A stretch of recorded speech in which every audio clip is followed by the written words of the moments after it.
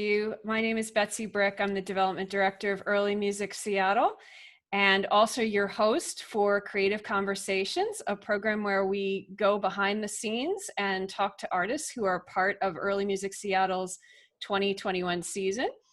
And tonight I am joined by three highly talented artists, Nathan Whittaker, Nikolijne Troubetzkoy, and Linda Tsatsanis, who have put together a very creative and innovative program called If Music Be, which will be broadcast on this Sunday, January 10th at 2 o'clock. The concert is free, but if you feel moved to make a donation to support programs of this nature, that is always appreciated. So Nathan is a cellist who has a diverse career as a concert soloist, chamber musician, recitalist, and teacher. He is also the artistic director of gallery concerts and performs regularly with the Seattle Baroque Orchestra, Pacific Baroque Orchestra, and the Portland Baroque Orchestra, just to name a few. Mm-hmm. So welcome, Nathan. Thank you. Great to have you. So then we have Nico, who is an accomplished poet with writings that have appeared in literary magazines like Vallum, Grain, and The Fiddlehead. And she is also a screenwriter and recently worked as a writer and co-producer of the hit show Transplant and a crime drama called Departure. Nice to have you with us tonight, Nico. Nice to be here. And finally, we have Linda, a Canadian soprano who has enjoyed a career that has taken her to concert halls, opera stages, movies, and television. She has appeared as a soloist with Tallis Scholars, Toronto Symphony, Seattle Opera, and many more. So thank you for joining us, Linda. Thank you for having us. Of course. So before we get started, for those of you who are live in our audience tonight, as always, we're going to be leaving time for Q&A with our artists toward the end of our program. So feel free to type your questions at the bottom of your screen in the Q&A box, and I will turn my attention to those a little bit earlier in the evening, or later in the evening. Sorry, This is earlier in the evening, later in the evening. So, all right. So I think we're ready to get started. So let's talk about this wonderful production that you've all created during this time of isolation. So my first question is, what was the catalyst that sparked the idea for this program? And how did you all come together to work as creative partners? So well, jump in. It's, first of all, I just want to say it's a real joy to be here with you this week, and with everything that's going on in this country. It's always a privilege to be able to talk about things like the beauty of art and music.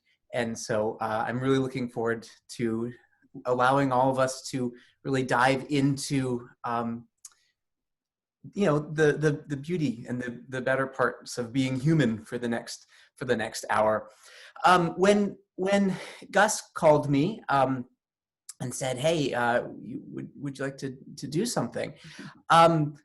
Of course I was excited, but I started thinking, what would translate best on screen during this time when we're all so separated and almost feeling very isolated.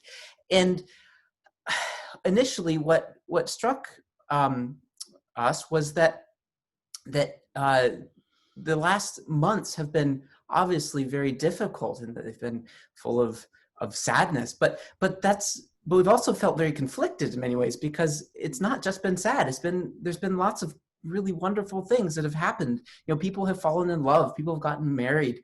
There's been babies born. There's a lot of beauty and joy that happened during this time. And so in many ways, I think what a lot of us have been dealing with is actually that sense of conflict of there's this immense sadness and struggle, and but then on the other hand, these moments of joy and absolute elation. And so what we wanted to do was figure out, how can we not just encapsulate those, but allow people to take a few moments and to dive deeper into these almost conflicting emotional states that we've been in. So I immediately talked to my wonderful wife, Linda, and we started going through these different ideas and came up with a program that essentially goes through 6 different moods. And for the sake of holding something back, we're not going to tell you what those moods are, because it's not for us to tell you. It's for you to take from the performance whatever you wanted. And so as Linda and I were talking about it, we figured out, we need some sort of words to really bring us, almost like a Bridge. like a bridge, yeah, to bring us from each emotional state to the next. And so we immediately thought of Nico, and so we called her that night and twisted her arm, and eventually she relented and wrote 6 of the most beautiful poems that I've ever read, actually. And it really served as a glue to put this sort of journey together, where we will go through these different emotional states that are both uplifting, that are tragic, and the idea to really allow us to wallow in these states. Because that's really, I believe, what makes us distinctly human, is the idea that we are emotional beings, and your emotional state is actually very much who you are. You are a happy person, you are a stressed person, you are a your emotions are who you are. And so it's okay to go into those places and to really dive deep into them. And so we wanted to provide a forum, essentially, for music lovers and lovers of good poetry, to go and feel a little bit deeper. I was especially excited that Nico said yes when we asked her to contribute to this project, because I love collaborative projects. I think some of the most fun projects that I've done have involved either dancers, or when we did the puppet opera, Northwest Puppet Opera. I mean, those are just somehow even more rewarding than just working with musicians. Not that I am, I love working with just musicians too, but it's especially fun to collaborate and to create with other disciplines. So yeah, we're excited that Nico said yes. And I should say too, I know Nico, I've known her a long time. We met in homeroom, grade 9. Oh my goodness. North Toronto Collegiate Institute. And we were behind each other because Linda's last name is T.S. and then my last name is T.R. So we always followed each other in like the yearbook. And I want to say that our lockers that year were beside each other too. Like they did it alphabetically as well. So we were like always really close. And then it just so happened that we just became really good friends. We always, I felt, saw eye to eye.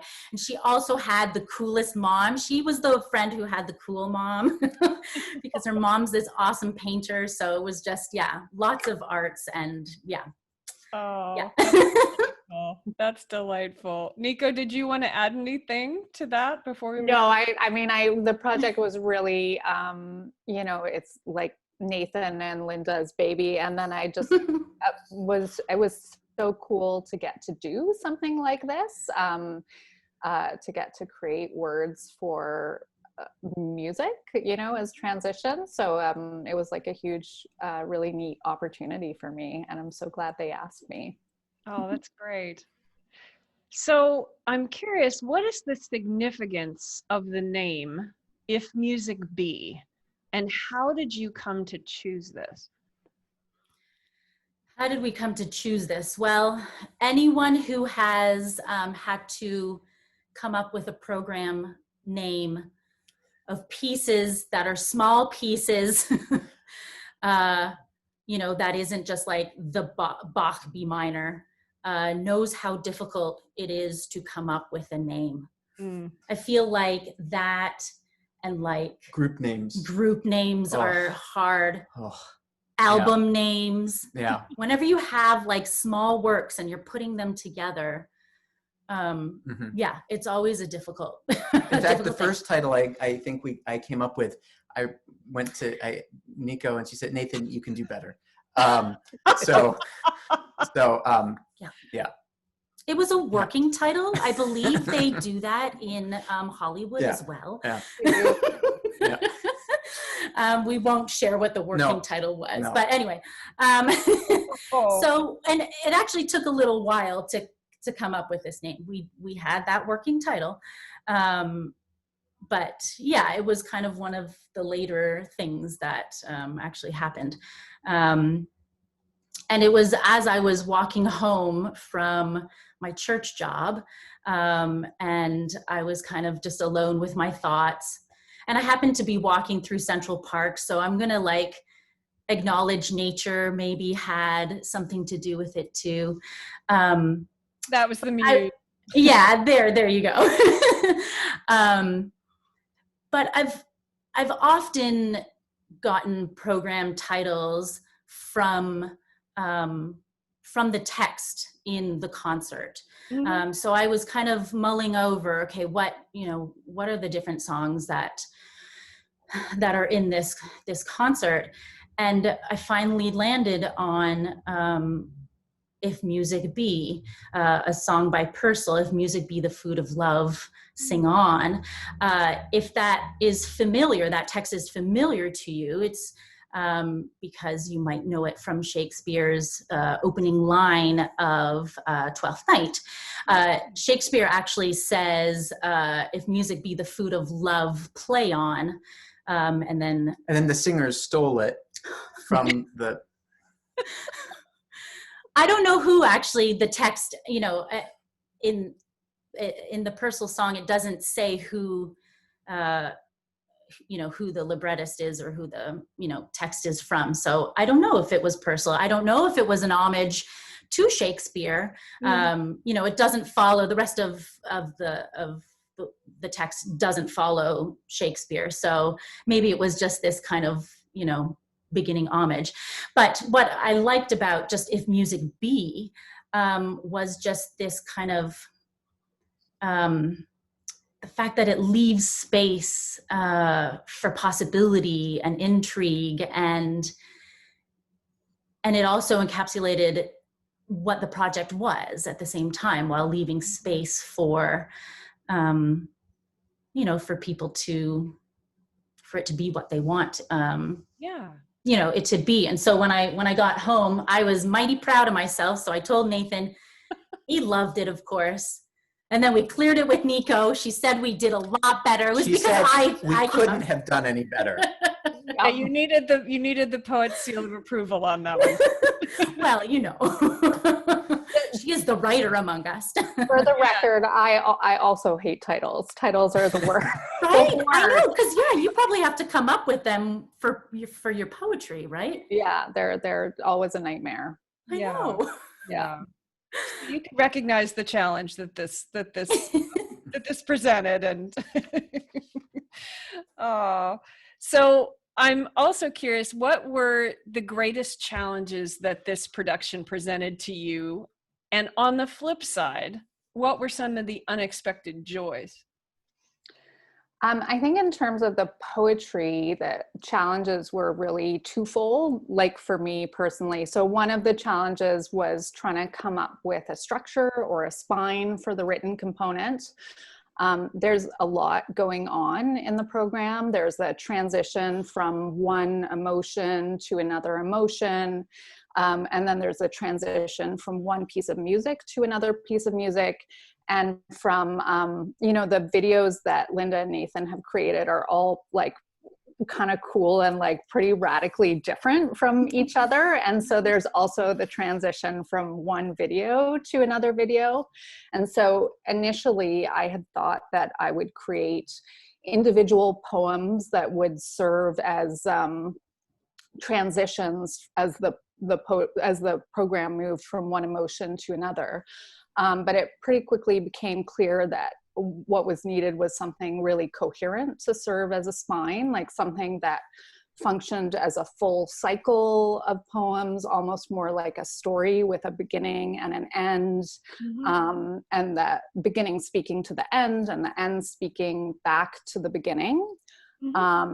But with each section within it kind of speaking to the emotion that was coming next. So marrying those two things was quite challenging. And then the bigger challenge for me personally is that I also work in television, and I've been pretty focused on that for the last few years. So even though I have done similar work in the past, like I once wrote a libretto for an oratorio that never ended up getting made, but it was very cool. I haven't had the experience of switching back and forth between poetry and prose like this. And what this really brought home to me is that poetry occupies a completely different portion of your brain than prose does. And like the way you use it is totally different. It's much more visceral. I don't paint, but I feel like creating poetry is much more like akin to like a piece of abstract expressionist art than it is to writing a story. And so I had this like terribly challenging experience where I was like, I know that I know how to do this, but I just can't like turn that part of my brain on right now. And I mean, I feel like that's probably what a lot of parents homeschooling their children are experiencing right now as they like try to teach their kids math. And they're like, Right. I remember knowing how to do this. So like kind of battling through that was a very challenging experience, and also super fun. Yeah, absolutely. Nathan and Linda, did you have anything to add to that?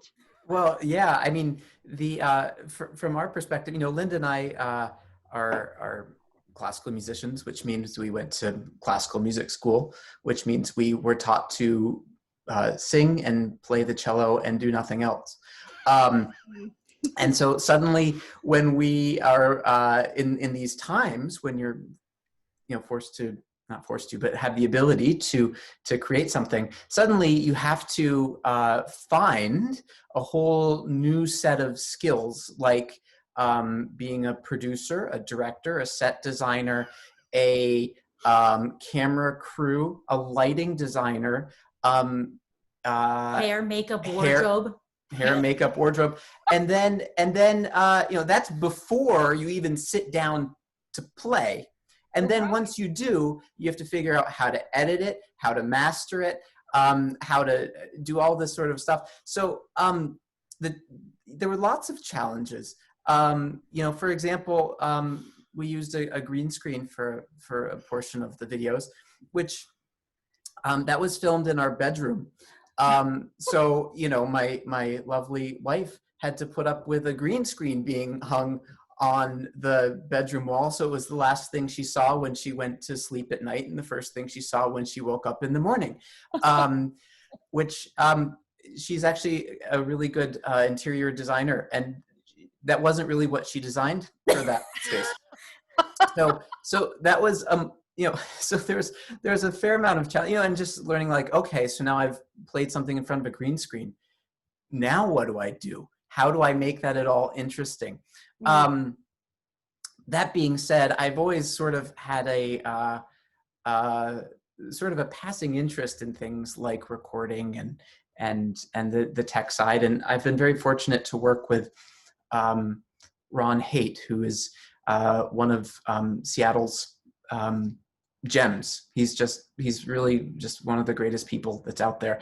And over the last number of years, he has taken me under his wing and taught me a lot of the skills that you need to do, from sound editing, the basics of video production, and so this has been an opportunity to take it from what was sort of a hobby or something that I would use just periodically to actually, you know, I'm still very much an amateur at all of this, very, very much, but to actually just learn a lot about it.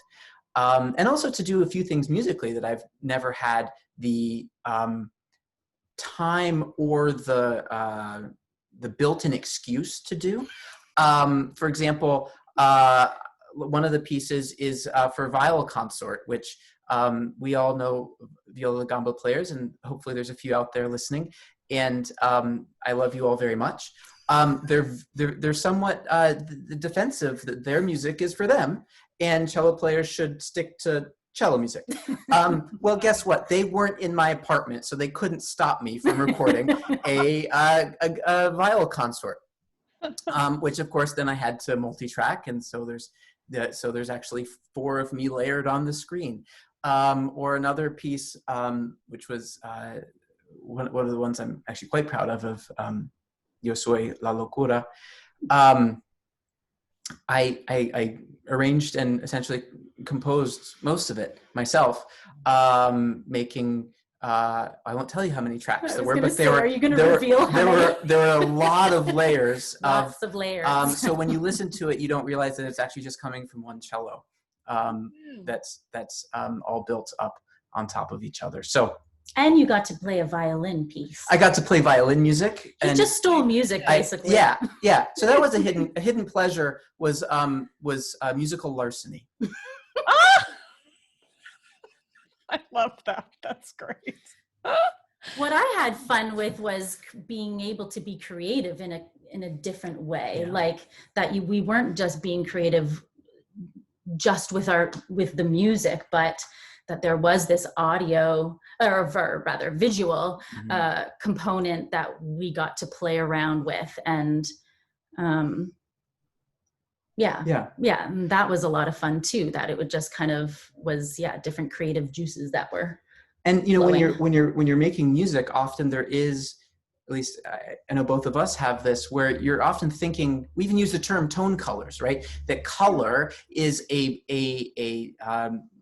corollary or even a stand-in often for the emotional feeling of what you're doing. And so to actually then say, no, we can make this legitimately colored in a certain way, was a nice thing to be able to do. Yeah, we can still dive in a little bit and talk a little bit about the concert. And in the description of the program, it suggests that the purpose of art is to allow exploration, investment, and expansion in our own emotional state.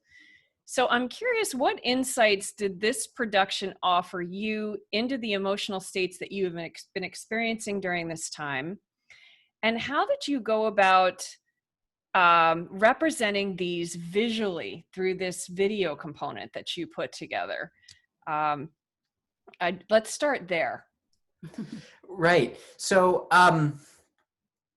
well, when we were, putting this together, again, those 6 different, let's just call them sort of chapters,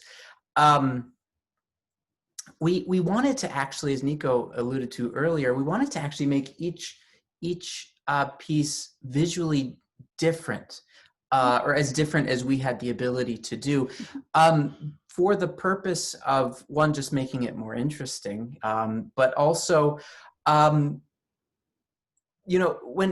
we think of emotional states, or actually, let me back up a second. That to me, I believe that art should be an essential right of humanity. And I'm not saying that because I'm a musician who wants a job.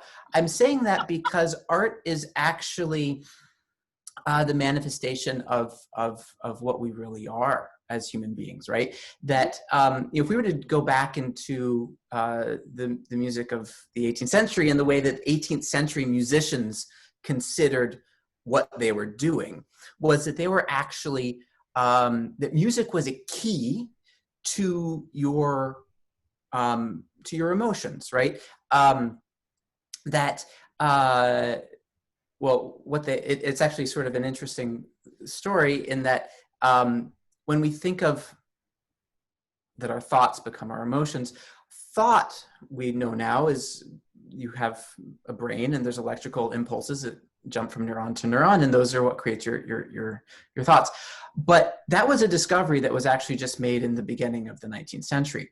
Before then, they actually believed that your emotional state was governed by the four humors, which were different liquids in your body, namely blood, mucus, black bile, and yellow bile, and that your that based on the balance of those different liquids, you felt certain ways.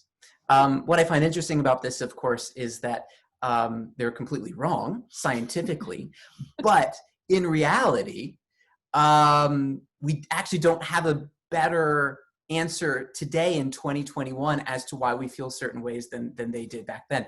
But they understood that music and art was one of the keys to how to change your four humors, to change the balance of how you were, or to dive deeper within it, right? You know, when you go forward in time again to the rise of the Age of Enlightenment, which we of course associate with the French philosopher Voltaire and spending too much time drinking coffee at coffee shops,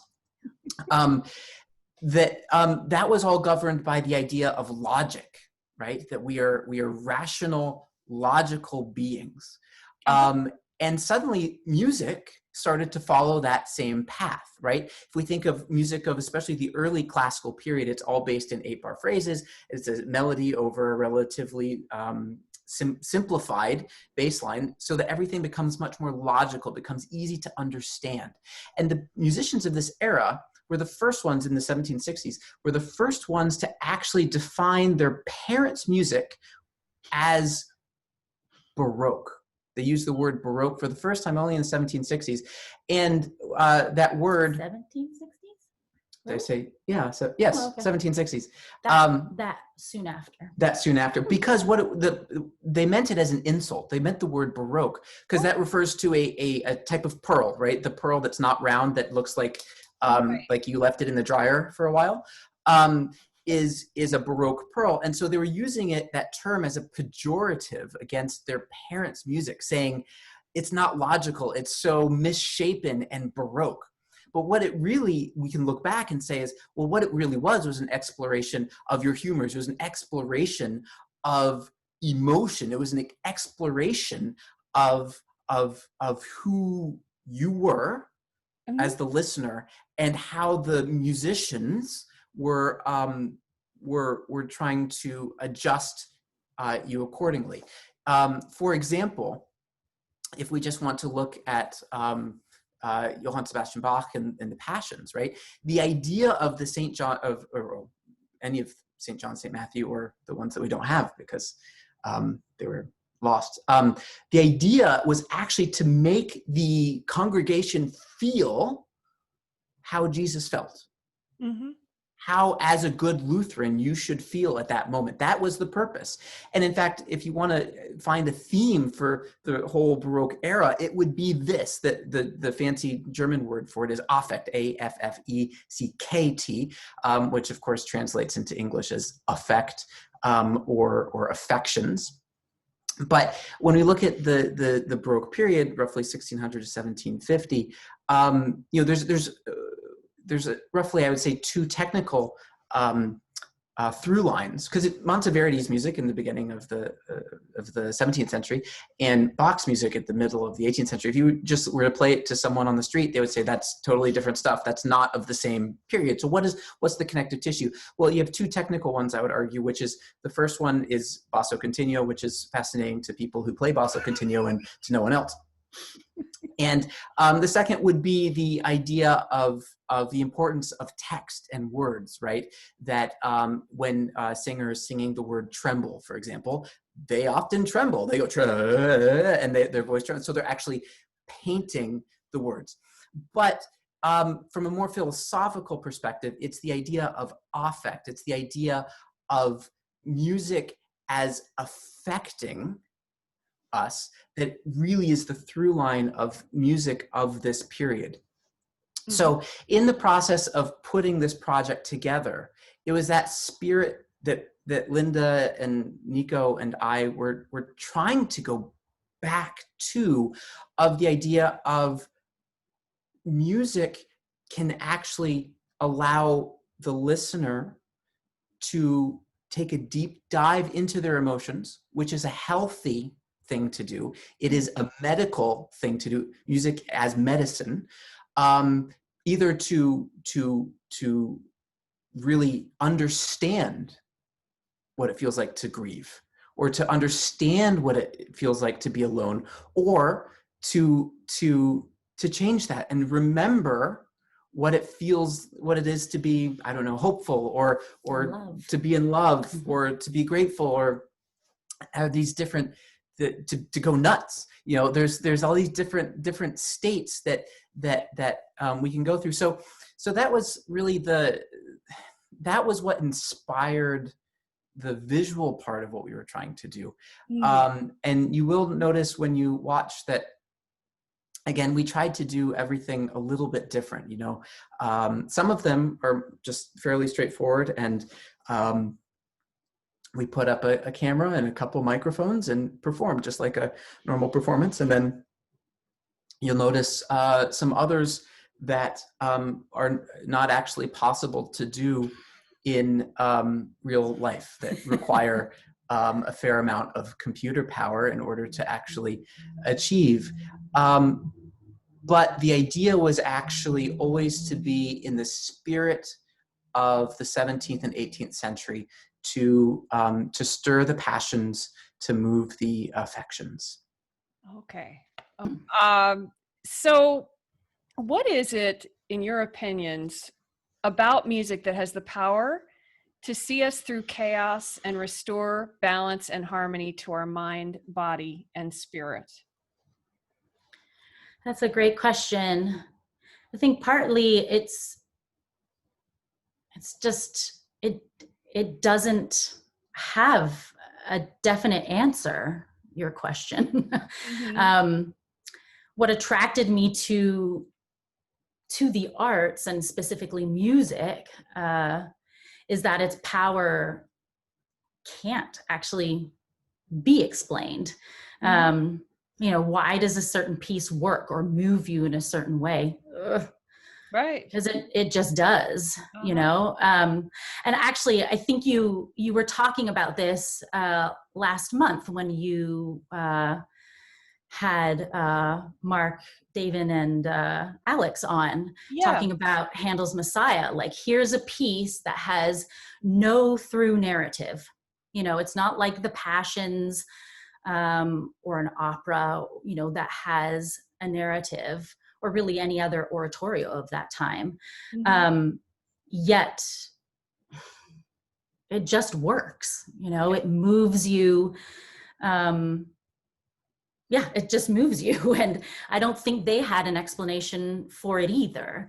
You know, and part of the beauty of music is that it comes from this visceral, nonverbal part, you know, part of us that allows us to process emotion, you know, in a way that the cognitive brain just doesn't.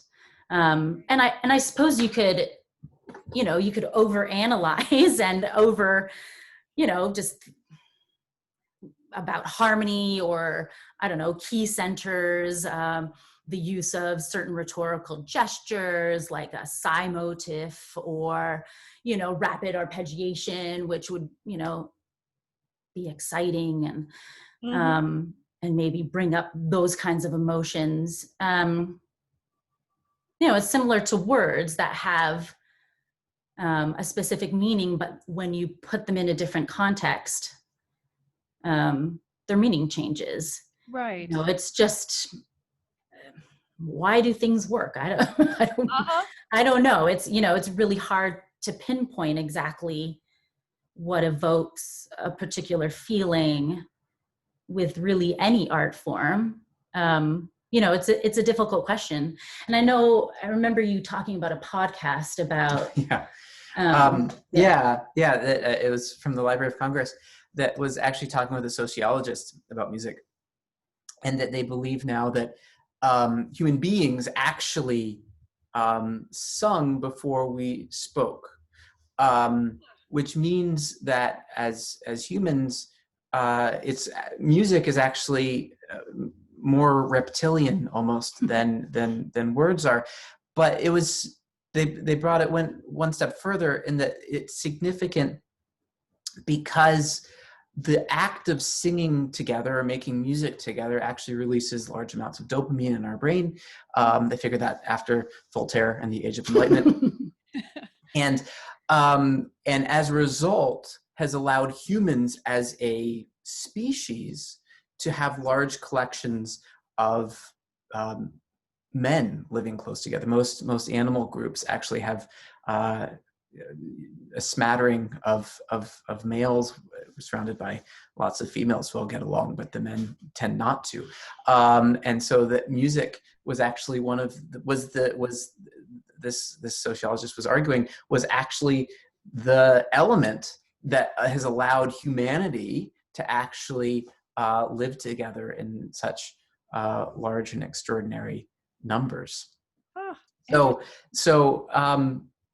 I think, yes, music has lots of power, but what's actually really cool about it is we don't even think we even scratch the surface of what we know the power of art to be.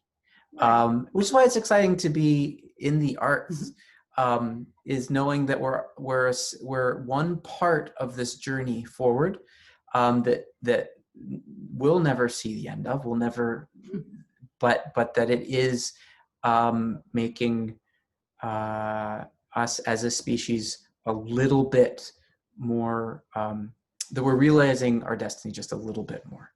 Yeah, and it's okay that it's a beautiful mystery. You know? Yeah. That's the beauty. Well, to me, that's the beauty of it. Yeah. Hearing you talk about, like as words, I was thinking about Nico's poetry, in that I didn't have to look up a single word in any of her poems. I knew I use all of these words on a daily basis, but they were so much more profound than any order that I've ever put them in before. And so, it really does, it shows that, it just shows that there's incredible, there's power, I guess is the word, in what we do, because it's actually it's a physical manifestation of things that aren't physical. Mm-hmm. Absolutely. So what did the exploration through music and written word of the emotional landscape surrounding this time of isolation reveal or offer to each of you? Niko, would you like to start us off with that? Sure. So I think to answer this question, I'm going to share one of the poems from the program. Wonderful. It's the second one, and I guess the emotions are a secret, so I'm not going to tell you what the emotions are, but I'll just read it out. Perfect. So it goes like this. Silence cracks open, a static hum, wing clap of words massing on the horizon, all the stories I tell myself coming down on me. A cloud of sharp things clawing their way into my mind as I run for the house. That's it. To me, I feel like that piece encapsulates a lot of what I've been feeling during this period of isolation. There are so many things going on at the same time, just in terms of crazy world events and a sense of great uncertainty about everything, I think, at play for most of us. And I just feel like I'm feeling a million different emotions at the same time. And so what this whole process made me think about is that on the one hand, as Nathan and Linda have alluded to, I think that art can really serve as a place for us to process those emotions in a safe way. Crying to a piece of music is way safer than crying by yourself alone in a room. Yeah. But I think the flip side of that is, like, as an artist, I spent all the time during isolation just filling myself up with work and trying not to think about all the things that I'm feeling at all, and just like work. And this whole process was sort of, because of the nature of it, was the first time where I had to force myself to like slow down and sit with what I was feeling and actually feel all those emotions in a very real way, in order to write about them. Sure, absolutely. Yeah. So, Linda and Nathan, do you want to add anything to that? As far Gosh, as I felt like I did the opposite. Well, probably because I had no work initially, is that I sadly sat around with my emotion, which I've unfortunately done before, and it you know, it can result in a very dark place for some. You know, so actually it was trying to figure out, how do I not repeat that, you know, of getting too much into my head. And because I've experienced that before, I knew how to get myself out of that. And thankfully we have a canine to help with those kinds of things and got us out of the house. And I don't know where she is. She's being very good right now. So yeah, it's interesting to know that Nico had, the opposite experience. I mean, you had work, so. Yeah, I think it was also like using it as a way to keep myself from feeling busy. anything. Yeah. Which was eventually what we did, or I did.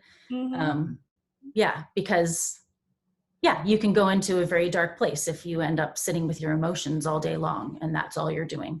Yeah, absolutely. It's like you can kind of dip your toe in the water with them and sort of see where you are, but realize, you may not want to go into the deep end right away, and, and have some distractions that kind of give you a break from it. And then you can come back and visit it fresh, which is nice. We have that opportunity. Nathan, did you want to add anything before we go to Q&A? Well, of course. I think that this period is, I think, going to be looked back upon in a strange way with great fondness, because it obviously the world has changed, but not for the obvious reasons of the virus, but because of what the ability to stop and think has allowed for us to do. Whether or not, for example, it's hard to believe that under normal circumstances, the summer would have seen such, frankly, necessary uprising to call for systemic change, if the excuse to look and do something else had existed. And so, or even this week, with the sad and senseless things that happened in Washington, D.C., we're actually, because of the quiet that's been responsible, we actually have to reckon with our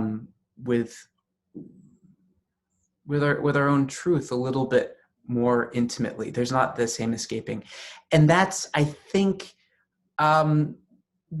ultimately what we wanted to do with this project, was to remind people that it's not only that it's okay to feel deeply, and sometimes that means being really sad, and sometimes it means being really happy, sometimes it means not knowing what to feel.